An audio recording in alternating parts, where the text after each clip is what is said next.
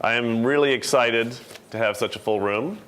And I know we have a lot of people on the live stream and a lot more people still who can't make either and are looking forward to seeing this up on YouTube, which will be the case in the next few days.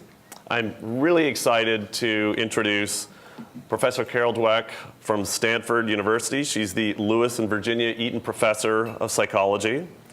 She is best known for her work on mindsets that people use to guide their behavior. She earned a BA in psychology from Columbia University and then a PhD in psychology from Yale.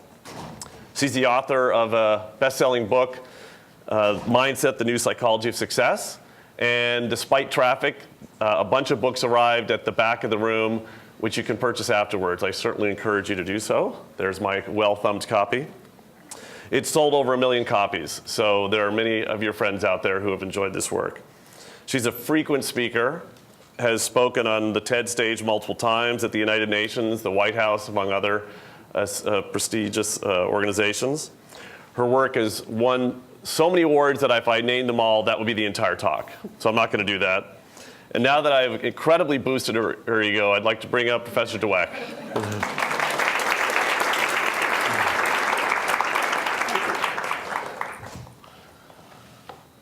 All right, before we get into mindsets, I want you to share what we've learned from what is now the widely discredited theory of self-esteem and the self-esteem movement. In the 1990s, the self-esteem movement took over the world. We were told to tell everyone how fabulous, brilliant, talented, special they were all the time. This was going to motivate them and boost their achievement. Instead, as you said, it was a complete disaster. It led to the acceptance of mediocrity. It didn't challenge people to fulfill their potential. And our research showed telling people they're smart actually backfires. It makes them afraid of challenges. It makes them fold in the face of obstacles because they're worried, oh, does this not look smart? Am I not smart? The whole currency is built around smart. So what triggered your interest in going deeper and in researching how people are motivated and learn, and how did that lead to your definition of mindsets? I was always interested in why some people wilted in the face of failure, shied away from challenges, when people who were no more talented or able were embracing challenges and thriving in the face of failure. Ultimately, this led to our discovery of the mindsets. And what we found was that some people believe their talents and abilities are just these fixed traits. You have a certain amount and that's it. But other people believe talents and abilities can be developed through hard work, good strategies, good mentoring from others. Through years of work, we found that having a fixed mindset led you to be afraid of challenges that might unmask your deficiencies, made you withdraw in the face of difficulty because you felt stupid. You didn't want to feel stupid. You wanted other people to think you were stupid. Whereas having this growth mindset, the idea that your abilities could be developed, made you think, why waste my time looking smart when I can be getting smarter? And I do that through taking on challenges. I do that through seeing them through. Now, growth mindset doesn't mean everyone's the same, that they don't differ in talent and abilities. It just means everyone can grow. And sort of building on that, you really can't watch a sports broadcast or the TV show America's Got Talent, which has talent in the name, without hearing how talented that player is, or seeing someone perform the ballet and say she has tremendous talent. What role, if any, does innate talent play? Yeah. Well, they do have talent now when we're watching them, but I think it's created a nation that thinks when they see someone displaying talent or incredible performance, they were born that way. And they've had this inevitable rise to great success. I teach a freshman seminar at Stanford every year, and I have my students do an assignment where they do research on their hero. And almost invariably, they think that hero just catapulted to success because of this amazing inborn talent. But every single time they find that the hero put in inordinate amounts of work, met with obstacles, and really powered through them. So I don't rule out the fact that some people are born with passions and talents and build those, but many people who never achieve anything are also born with talents and passions that they don't see through. What's there, what we come with, that's the raw material that you've got to develop. Michael Jordan, it turns out, wasn't particularly talented until he went at it so ferociously, more ferociously than anyone else.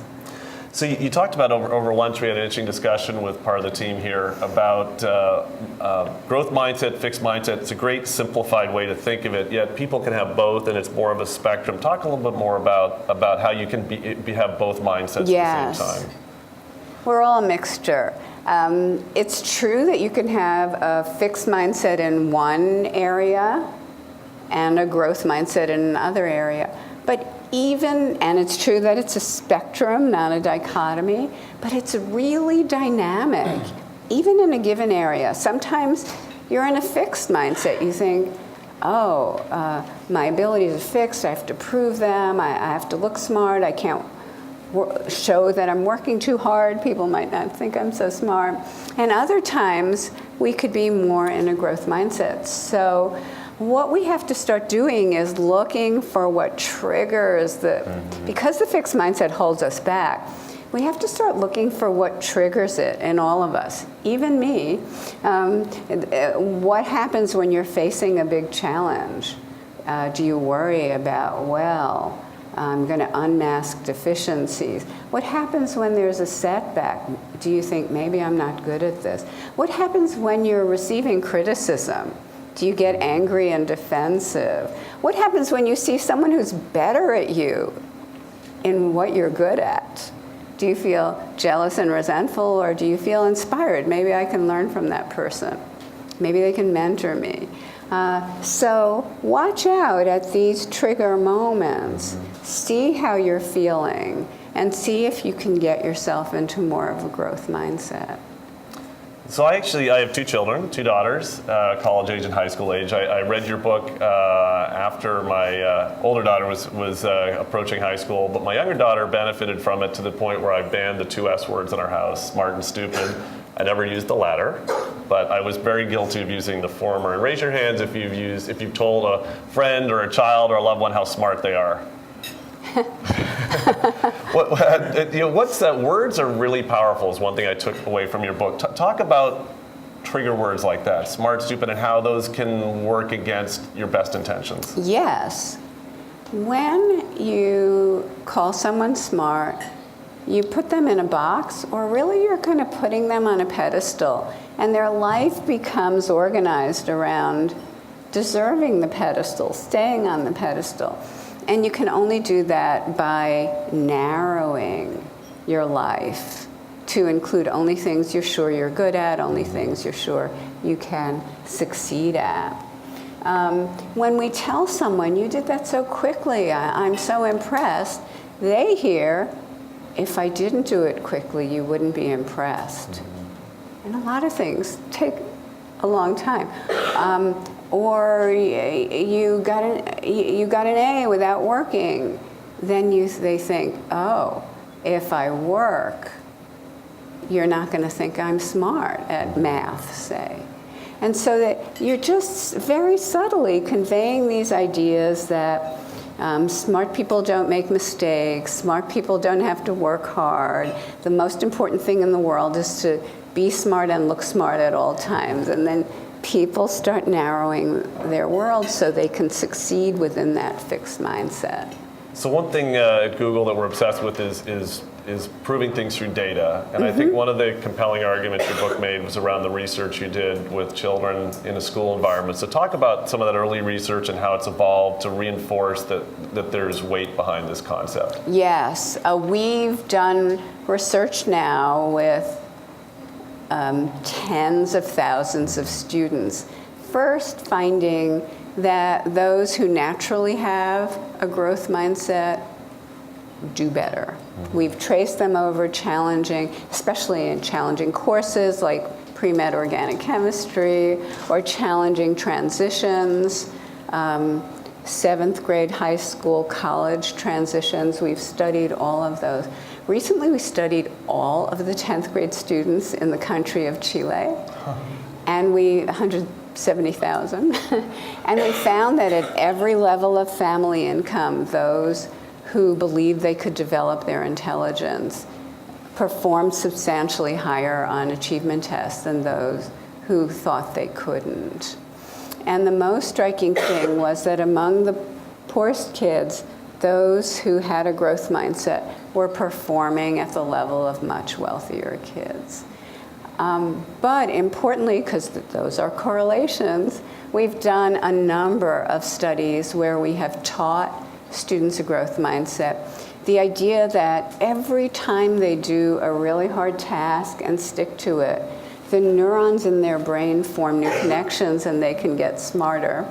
And when we show them how to put that into practice, we have found that students who learn this fare better across challenging courses and transitions.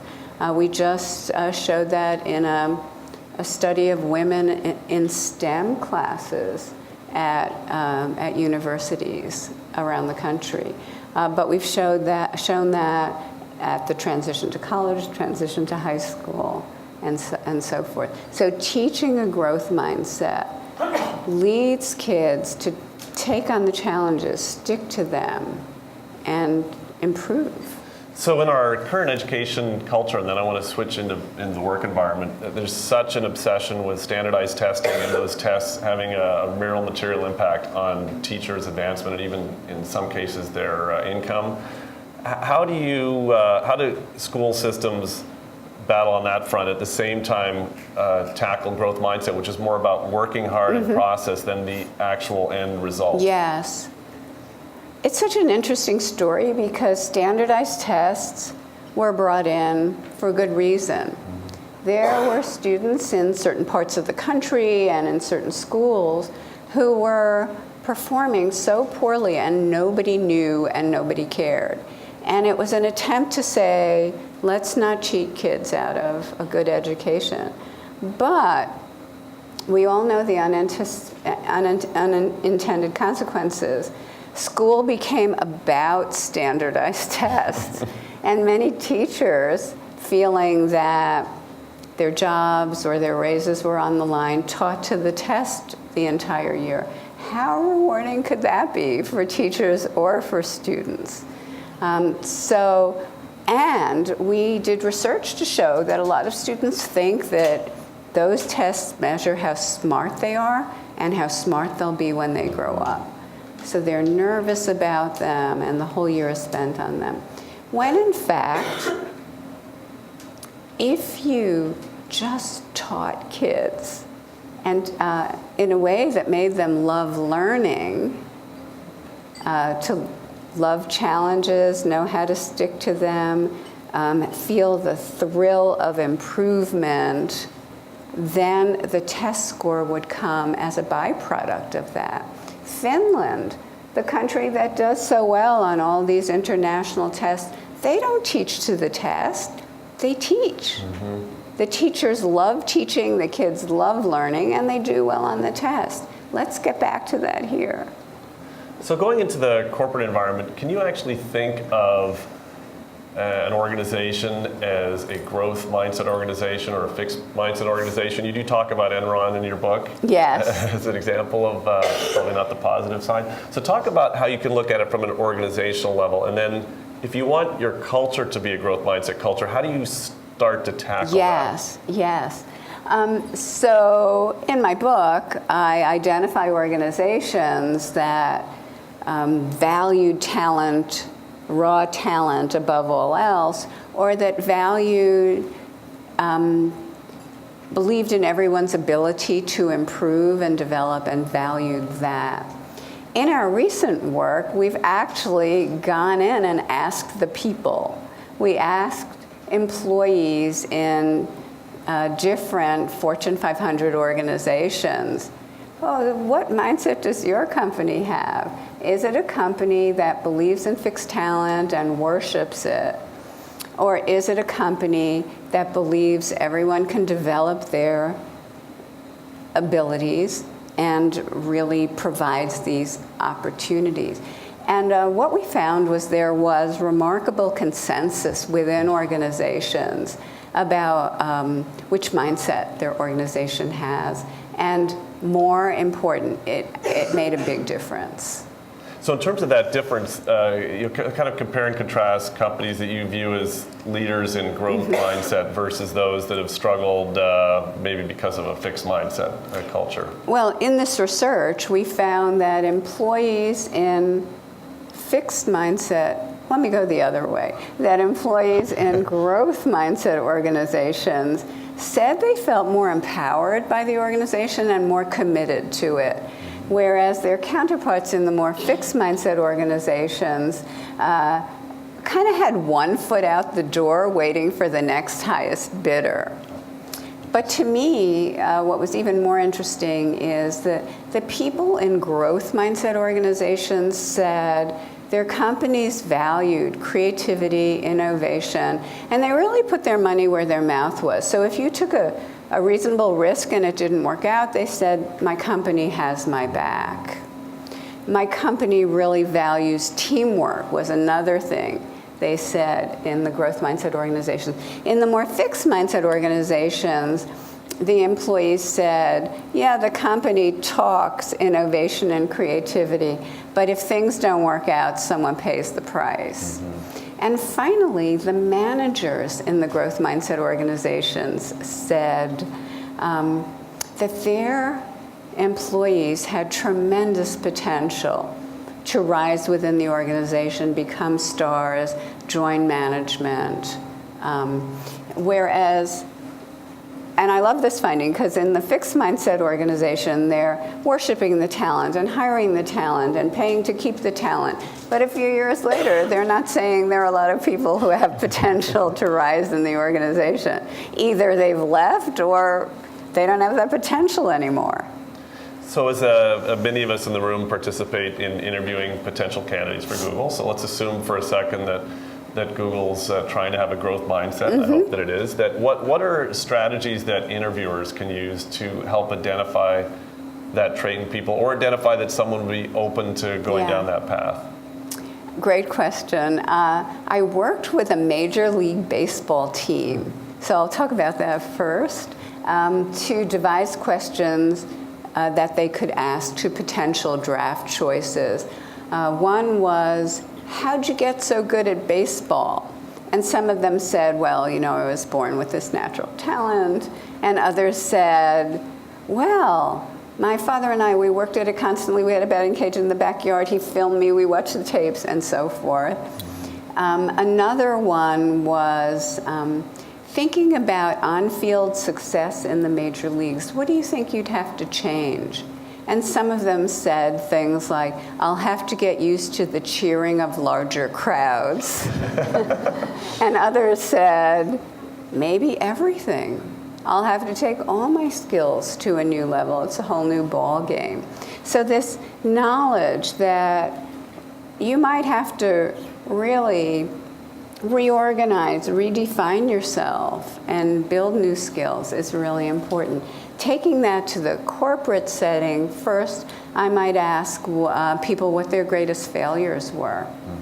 See whether they take responsibility and what they did with that failure.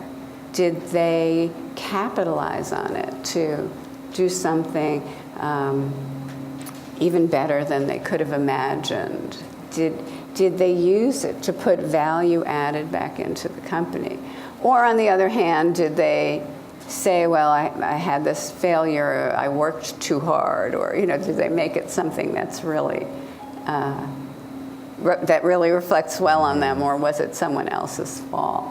And then this kind of readiness to learn, readiness to share credit, these kinds of questions. So I want to, when I've debated this, your theories of mindset with colleagues over lunch, particularly in my last company, there was really this resistance to accept that talent and or intelligence were in any way malleable. And we'll talk about that for a minute. Is intelligence truly something that's malleable? And maybe are there physiological differences between people that you've researched that are identified as growth mindset or fixed mindset? So we absolutely know that skills and abilities are malleable, and that's kind of what counts. That's what turns itself into performance. But there have been fascinating studies. First of all, looking into the brains of fixed and growth mindset people as they work on a hard task and make errors, and you see that the people who are in a growth mindset are having the relevant areas of the brain really light up, catch fire as they process the errors and correct them. Whereas in the brains of the people who are in more of a fixed mindset, very little is going on. They're seeing their errors and they're moving on as quickly as possible. But my favorite study along these lines tracked teenagers from the age of 14 to 18. The teenage brain, our brains are still very malleable, but the teenage brain is unbelievably malleable. It's a time of tremendous potential growth. And what they found over those 4 years was that there were some kids who gained a lot in IQ points in math or verbal areas, and there were others that lost a lot of points, and it tracked with the density of their neurons in the relevant parts of their brains. So we believe that the kids who really went at it and took on the challenges and worked hard were creating these denser neurons, and the others who didn't use it lost it.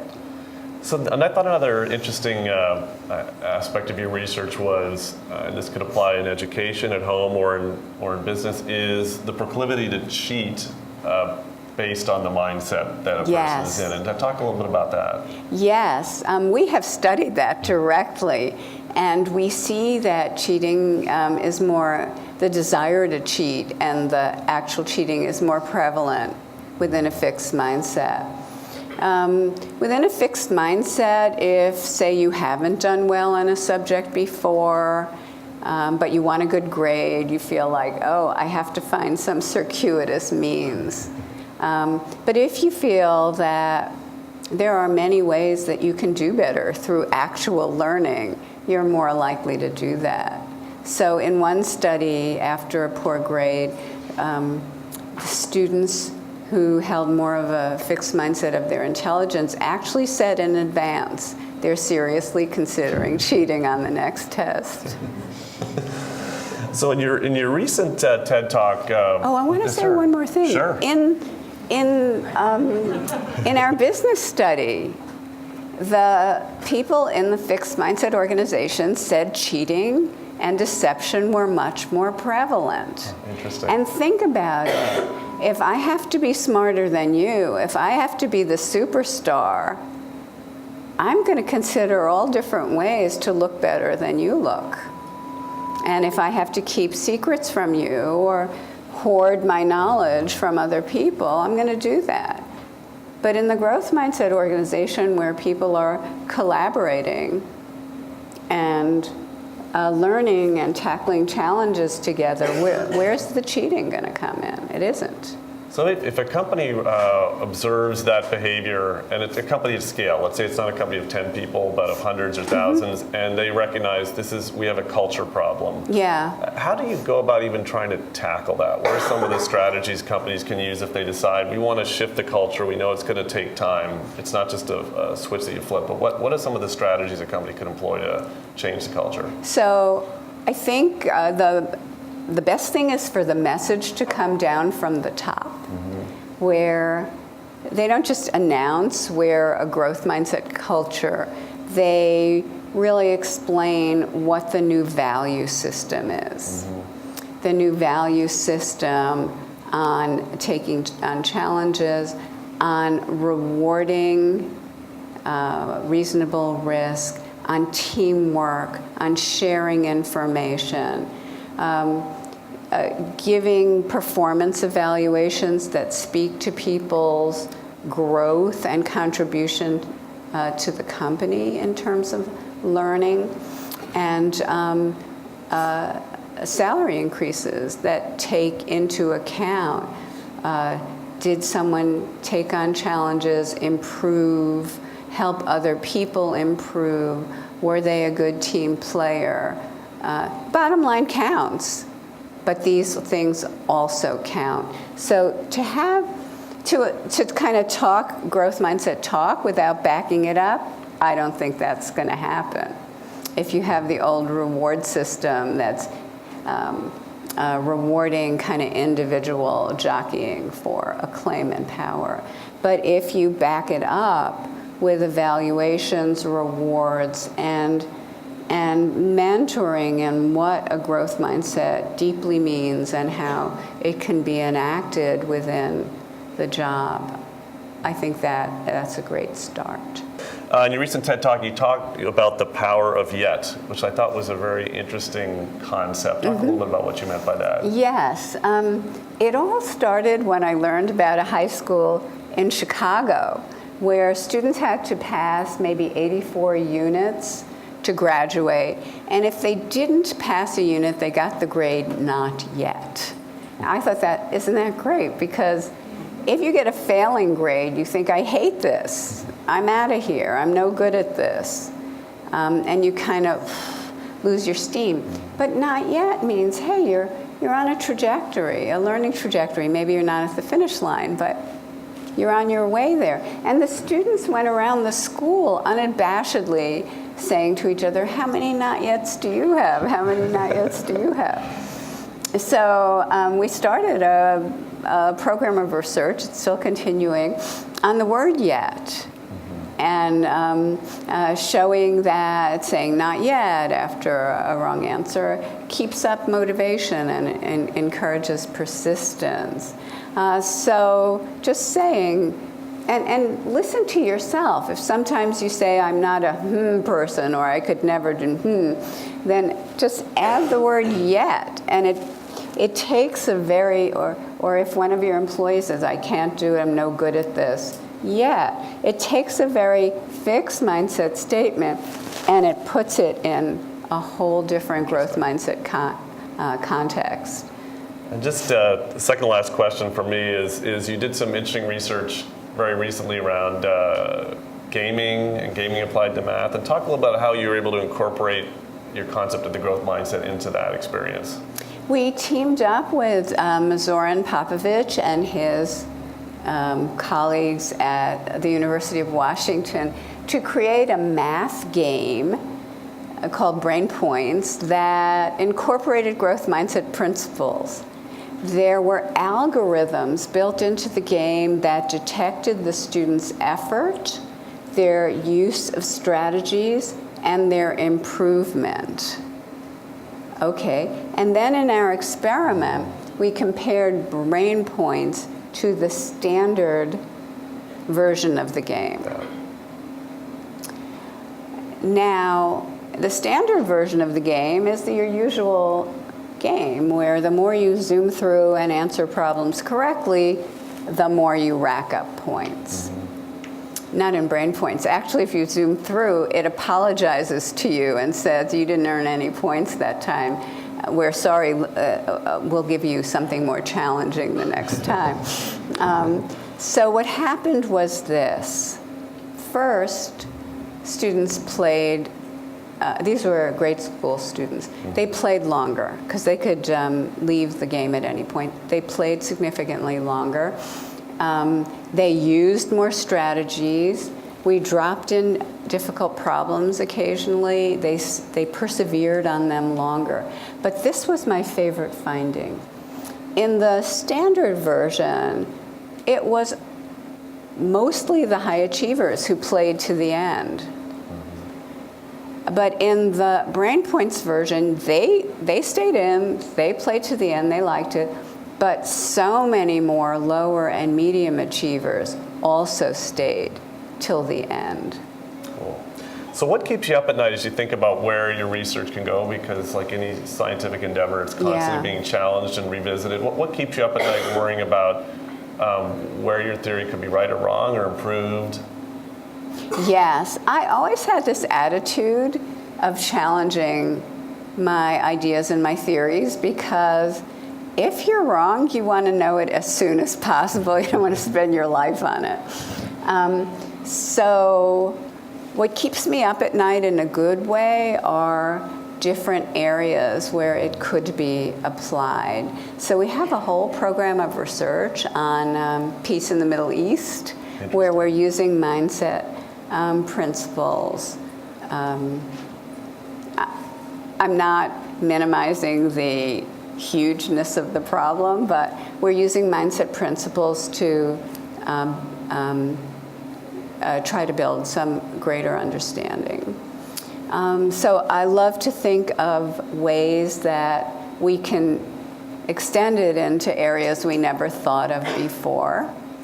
I love to think of ways to implement it so that more kids who need this way of thinking can benefit from it. Mm-hmm. And something that also keeps me up at night is the fear that people are developing what I'm calling a false growth mindset. Uh-huh. It's this idea, if it's good, I have it. So a lot of people are kind of declaring they have it, but they don't. They think it just means open-minded or being a nice person, or maybe they're saying they have it for fixed mindset reasons. I want you to judge me as being the right kind of person. So developing a growth mindset is really a journey. It's a lifelong journey of monitoring your trigger points and trying to approach things in a more growth mindset way of taking on the challenges, sticking to them, learning from them. Right now I'm writing something for educators that I'm calling false growth mindset.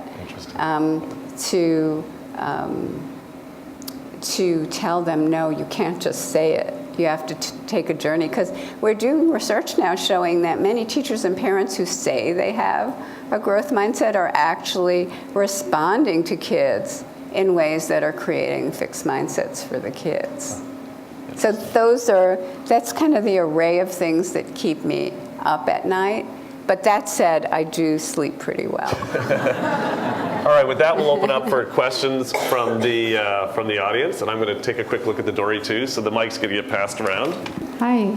I was introduced to Fix Your book a couple of years ago, and I have like 15 nieces and nephews, and I find myself when I'm with them, I don't know what to say to them, because I don't want to be like, oh, you're so smart, because I'm not supposed to use that word or whatever.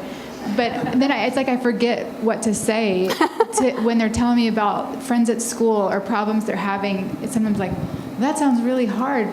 I mean, am I just supposed to say like, well, that's hard. You know, I can do hard things. You can do hard things. Do you have any advice? I mean, okay. For that? Okay, the question is, if you can't say smart, what can you say? You can say so many other things.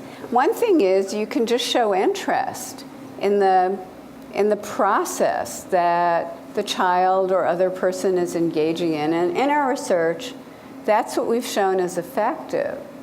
Focusing on the process or appreciating the process someone is engaging in or that has engaged in. So just show interest, ask questions, give encouragement if they've been grappling with something and they've tried new strategies or stuck to the strategies.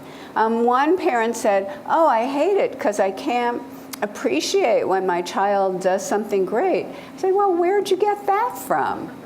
Of course you can appreciate it, but then tie it to something they engaged in. Oh, you couldn't do that yesterday, you made progress, that's so exciting. Oh, that's great. you really stuck to it and learned it, or you tried all different ways and look, that worked. So you're really appreciating some outcome where they are, and you're talking about how they got there. But if you don't have that information, just ask them. Never praise effort that isn't there. Got a question from our Dory, and then we'll go back to the room. So a question for the Dory is, how do you think shame plays a role in growth, in the growth mindset, fix versus growth? Oh, that's a great question. We have studied that, and we have shown that shame is a big factor in a fixed mindset. You don't want to take on a challenge. It's humiliating to have a setback within a fixed mindset. It means you're not the person you want to be, and other people aren't going to look at you in the same way. We've studied it in adolescents. Adolescents in a fixed mindset feel incredible shame when they are excluded or rejected, and that makes them want to lash out violently. And research for many years, many people's research has shown that shame is not a productive emotion. It makes you want to hide or lash out, both of which are not going to get you in the long run where you want to be. In a growth mindset, you can feel very disappointed. You can feel hurt. You can feel guilty. You can feel a lot of things. But these are emotions that allow you to go forward and be constructive. Hi, my name is Jennifer Wayne. Thanks for coming to speak with us. I work on the K-12 education outreach team here, focusing specifically on computer science education and diversity in that. So I'm curious if you've looked into how stereotypes may interact with growth mindset. Like, for instance, thinking that math is not for girls. How does that interact with growth mindset? Yes. So how does the growth mindset interact with stereotypes? We've done extensive research on that. We find, so a fixed mindset would be the belief that I can't do math, girls can't do math, etc. And a growth mindset is, it's a learned set of skills, anyone can get better at them. So notice, first of all, that a stereotype is a fixed mindset label. It says it's fixed, and certain groups have it, certain groups don't. But in our research, we also find that when females have a fixed mindset about math or computer science, they're more vulnerable to the stereotypes. So in one study that we did at Columbia University, we found that when women in calculus had a fixed mindset about their calculus, their math abilities, when they encountered stereotyping, where they felt their classmates or the professors thought women weren't as good as men, they fell prey to that. So as we tracked them over their semester, they started thinking, I don't belong here, I don't like this anymore, I don't have confidence I can succeed in this area, and ultimately they did not intend as much to take it in the future. Whereas if they had a growth mindset, they did not like the stereotyping, but it didn't speak to them. They didn't believe that they couldn't improve, learn, and succeed. So they maintained their confidence, they maintained their enjoyment of math, and they maintained their desire to take math in the future. We just finished a study of women in computer science and are finding very similar things, in addition to finding that teaching a growth mindset is helping women withstand the stereotypes, maintain their interest, maintain the sense that it's a field they belong in, and these result in higher grades in the course. So we're very, very interested in that intersection between growth mindset and stereotyping. We also are finding at the transition to college that learning a growth mindset helps students from underrepresented groups in general even more, because it helps them deal with stereotypes that they might encounter. Interesting. Got another Dory question here, which I think is an interesting take. Do you see any contexts in which a fixed mindset is more beneficial than a growth mindset? Well, first let me say that a growth mindset doesn't require you to go around improving everything. You can focus and you can decide, no, I'm not going to do that, no, I'm not going to do that. But research, not my research, but research of others has in fact looked at this question and found 2 areas so far in which a fixed mindset is better. One is sexual orientation. People who accept that this is who they are and this is who they're meant to be seem to be better adjusted than people who think I should be changing. And the other is aging. So it's nice to feel you can stay young through exercise and so forth, but people who run around nipping and tucking and the tummy tuck and the this, that, and the other, and it's kind of a desperate attempt to retain extreme youth. That doesn't seem to be so great either. But when it comes to skill areas, it looks like a growth mindset is typically more advantageous. Could you identify specific behaviors that one can try to advance you on the journey for an open mindset? And how do you know that you're not, kidding yourself or falsely believing that you are one? How do you know when you got there? Yes, great question. What are some specific behaviors you can do to get yourself on the road to a growth mindset? Here are some ideas. So first, if you have a choice of something safe versus a challenge, take the challenge. If you hit an obstacle, try to interpret it in a growth mindset way. So what can I learn from this? What can I do next? As I mentioned before, if you see someone who's better than you, go learn from them. So those are a set of behaviors you can start doing, in addition to, as I also mentioned before, monitoring those fixed mindset triggers.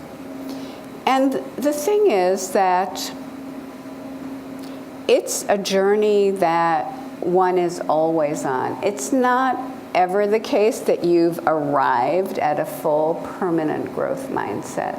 It's something that you have to look at all the time. Because even I hear, so listen to that voice in your head at the trigger points. Because even I hear myself saying sometimes in my head, I was never good at that. Whoa, did I say that? So listen to that voice. It's constantly running in your head. And I actually recommend that as a very, very first step. The first few weeks that you embark on this journey, don't push yourself to exhibit any growth mindset characteristics. Just listen to that voice that says, don't try this, you might look foolish. You made a mistake. If people knew that, they wouldn't look at you in the same way. That person's better than me, I hate them. Just whatever that voice is saying in your head, listen to it.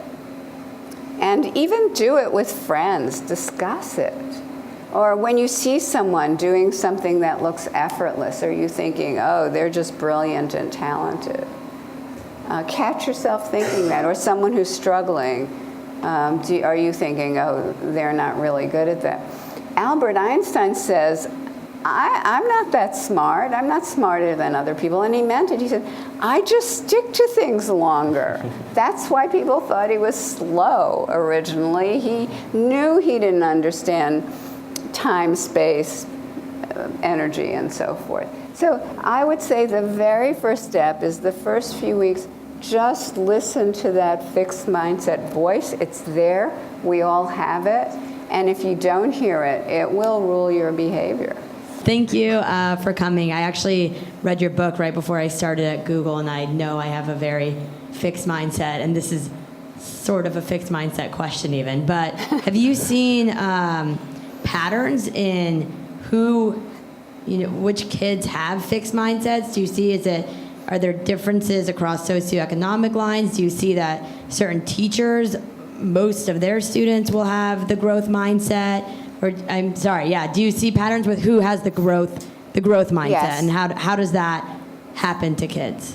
Yes. So first of all, I don't rule out that there could be temperamental factors. Kids pop out differently, and some of them you see, they're tearing around the world. They fall down, they get up, and then other kids, you look at them sideways and they think, what did I do? So there could be these temperamental factors, but we've shown the environment is really powerful. We actually did a study where we looked at mothers' praise to babies and found that the praise they gave to their 1, 2, and 3-year-olds predicted the child's mindset and desire for challenge 5 years later. So that environment is powerful. Another thing we found is that the way parents react to kids' mistakes is a big determinant of the child's mindset. A parent can say, I have a growth mindset, but if a child makes a mistake and they act like it's negative, importantly negative, or even if they excuse it and gloss over it in a way that communicates to the child it's negative, that child is more likely to have more of a fixed mindset. So yeah, there can be temperamental input. The environment is powerful. Right. Well, I want to thank you so much for taking time to come to Google today and for the terrific turnout that we have here, and I know virtually through the live stream. So thank you very much. Pleasure.